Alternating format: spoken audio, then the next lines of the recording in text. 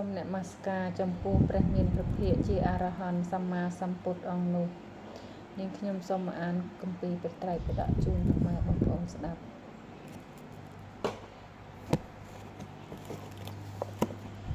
មនាលភិក្ខុទាំងឡាយចំណែកពួកសាមណៈឬព្រាហ្មណ៍ណាមួយក្នុងកាលដែលកន្លងទៅបានឃើញនៅអារម្មណ៍ដែលជាសភាពគួរឲ្យស្រឡាញ់ជាសភាពគួរឲ្យត្រេកអរក្នុងលោកថាមិនទៀងបានឃើញថាជាទុក្ខបានឃើញថាមិនមែនជារបស់ខ្លួនបានឃើញថាជារបស់មានរោគបានឃើញថាគួរឲ្យខ្លាចពួកសាមណៈឬព្រាហ្មណ៍នោះ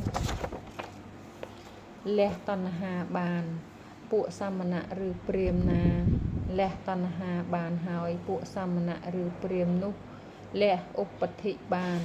ពួកសាមណៈឬព្រាហ្មណ៍ណាលះឧបธิបានហើយពួកសាមណៈឬព្រាហ្មណ៍នោះលះទុក្ខបានពួកសាមណៈឬព្រាហ្មណ៍ណាលះទុក្ខបានហើយតថាគតពោលថាពួកសាមណៈឬព្រាហ្មណ៍នោះបានរួចចាកជាតិជរាមរណៈសេចក្តីសោកសេចក្តីខ្សឹបខ្សួលសេចក្តីលំបាកកាយសេចក្តីលំបាកចិត្តសេចក្តីចង្អៀតចង្អល់ចិត្តរួចចាកទុក្ខហើយ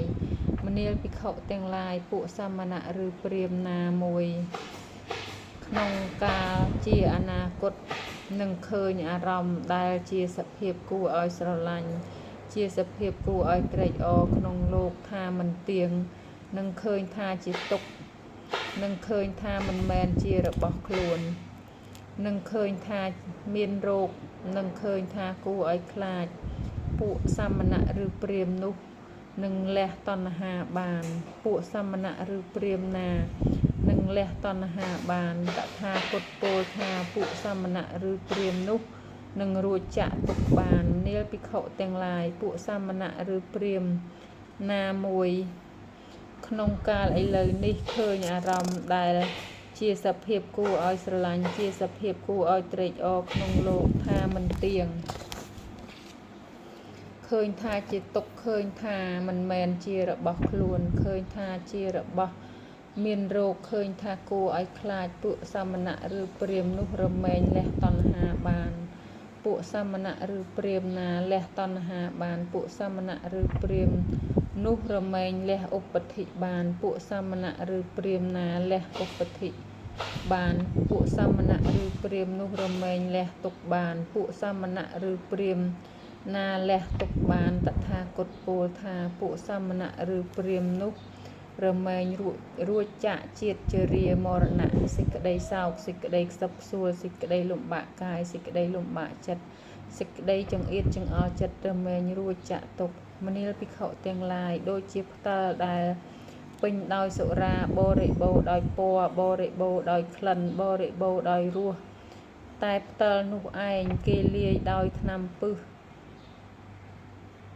ជួនជាមានបុរសក្តៅក្រហាយដោយសារកម្ដៅថ្ងៃត្រូវការកម្ដៅថ្ងៃបៀតបៀនហើយមានកាយលំបាកក្រហល់ក្រហាយស្រែកឃ្លាន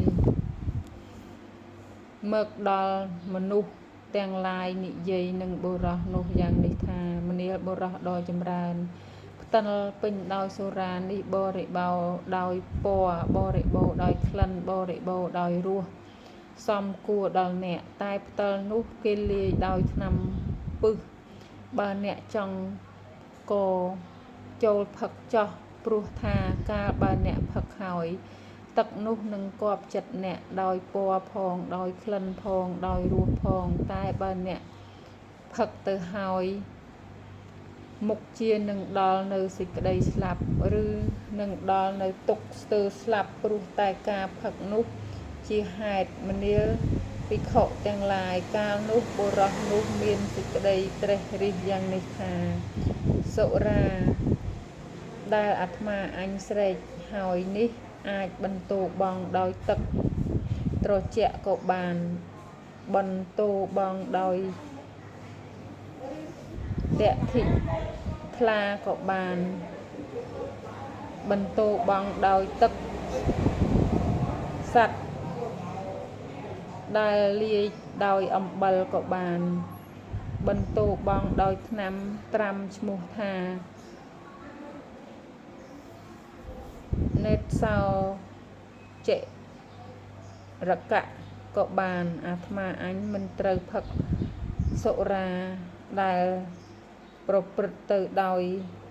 ប្រព្រឹត្តដើម្បីមិនមែនជាគុណដើម្បីទុកអស់កាលដ៏យូរ